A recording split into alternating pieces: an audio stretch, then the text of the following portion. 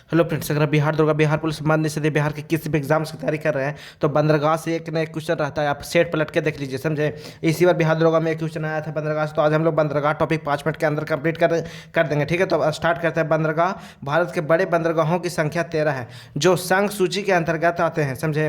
पश्चिम तट पर 6 बंदरगाह हैं। कौन कौन? कांडला, मुंबई, नाहरसोवा, मंगलुरु, मामो गाओ एवं कोची बंदरगाह। ये 6 को पश्चिमी तट पर याद रखिएगा। पूछ देता कि ये बंदरगाह कौन सा तट पर है। पूर्वी तट पर 7 बंदरगाह है। कोलकाता, पारादीप, विशाखापत्तनम, एन्नौर, चेन्नई, तूतीकोरिन और पोर्ट ब्लेयर, समझे। ये सब इस 7 को किस पे है? पूर्वी तट पर है। और 6 को पश्चिमी तट पे है। और ये सब सबका इंपॉर्टेंट है। इस इंपॉर्टेंट इसमें देखिए क्या है, जो इंपॉर्टेंट अंडरलाइन कर दिए हैं, हाईलाइट कर दिए हैं। कहाँ स्थित है ये इंपॉर्टेंट है, इसका नाम चेंज हुआ है, ये इंपॉर्टेंट है, समझे। तो कांडला बंदरगाह, ये अभी हम लोग पश्चिमी तट पर 6 को पढ़ेंगे, उसके बाद पूर्वी तट वाला 7 को पढ़ लेंगे, तो 6 को 13 को हो जाएगा, ठीक है ना। तो कांडला बंदरगाह यह गुजरात के कच्छ, पूछा हुआ था इस बार दरोगा में, यह गुजरात के कच्छ की खाड़ी में स्थित एक प्राकृतिक और ज्वारीय बंदरगाह है। इस बंदरगाह का नाम बदलकर पंडित दीनदयाल उपाध्याय कर दिया गया है। तो कांडला बंदरगाह का नाम चेंज करके क्या किया गया है? पंडित दीनदयाल उपाध्याय। कहाँ? गुजरात में। इंपॉर्टेंट है, याद रखिएगा। मुंबई बंदरगाह यह महाराष्ट्र में स्थित है। यह देश का सबसे बड़ा प्राकृतिक बंदरगाह है, याद रखिएगा, समझे। इस बंदरगाह को भारत का प्रवेश द्वार कहा जाता है। महाराष्ट्र में स्थित है मुंबई बंदरगाह, ठीक है। प्रवेश द्वार इसको कहा जाता है भारत का। नानहा बंदरगाह, इसे जवाहरलाल नेहरू बंदरगाह के नाम से भी जाना जाता है। यह कृत्रिम बंदरगाह है। और हाँ सुनिए, यहाँ हर दिन एक टॉपिक कंप्लीट किया जा रहा है, क्योंकि मद्य निषेध वाला एग्जाम्स आने वाला है। और भी जितना भी एग्जाम्स आ रहा है सबको ध्यान में रखते हुए टॉपिक को उठाया जा रहा है, समझे। प्रीवियस क्वेश्चन देख करके, समझे। तो हर दिन यहाँ एक टॉपिक कंप्लीट किया जा रहा है। तो चैनल पर नए तो चैनल को सब्सक्राइब करिए और वीडियो को लाइक करिए। और जो करना कमेंट करके बताइए कि क्या आपको चाहिए, किस टॉपिक को चाहिए। तो हम उस टॉपिक को पर लाने का वीडियो प्रयास करेंगे। चलिए स्टार्ट करते हैं, बहुत टाइम लग गया।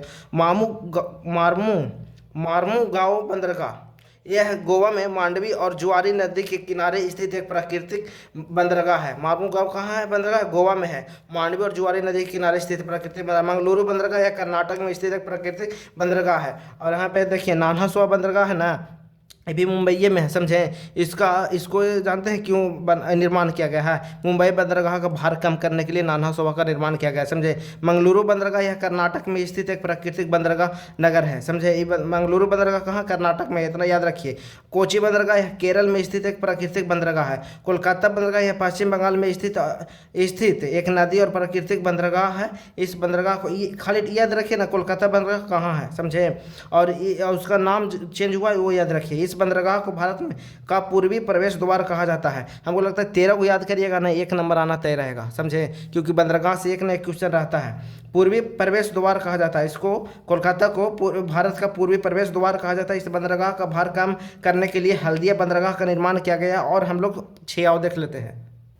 और 8वां बंदरगाह क्या? पाराद्वीप बंदरगाह। पाराद्वीप बंदरगाह यह उड़ीसा में, इंपॉर्टेंट है। पाराद्वीप बंदरगाह यह उड़ीसा में स्थित एक कृत्रिम बंदरगाह। विशाखापत्तनम बंदरगाह यह आंध्र प्रदेश में स्थित एक प्राकृतिक बंदरगाह। जितना भी छोटा छोटा टॉपिक है ना, जैसे एनटीपीसी केंद्र, वहाँ से भी क्वेश्चन आता है। नाभिकीय ऊर्जा केंद्र से भी क्वेश्चन आता है। तो ये सब जितना भी छोटा छोटा टॉपिक है ना, यहाँ से क्वेश्चन आना, जैसे कि उद्योग से भी क्वेश्चन आता है।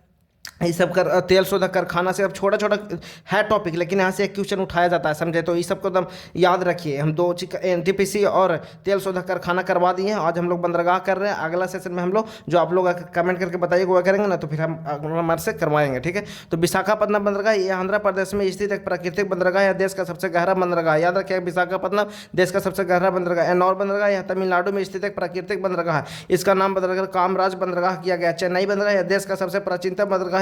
यह एक कृत्रिम बंदरगाह है। यह बंदरगाह हर मौसम में खुला रहता है। चेन्नई बंदरगाह। तूतीकोरिन बंदरगाह यह तमिलनाडु में स्थित एक कृत्रिम बंदरगाह है। इसका नाम बदलकर बीओ चिदम्बरम मनार बंदरगाह किया गया है, समझे ना। चिदम्बर मनार बंदरगाह किया गया है। पोर्ट ब्लेयर बंदरगाह यह अंडमान निकोबार द्वीप में समूह में स्थित है। यह प्राकृतिक बंदरगाह इंपॉर्टेंट है। तो आज हम लोग इस सेशन को यही कंप्लीट करते हैं, सेशन को समाप्त करते हैं। और बंदरगाह टॉपिक कंप्लीट हो गया है।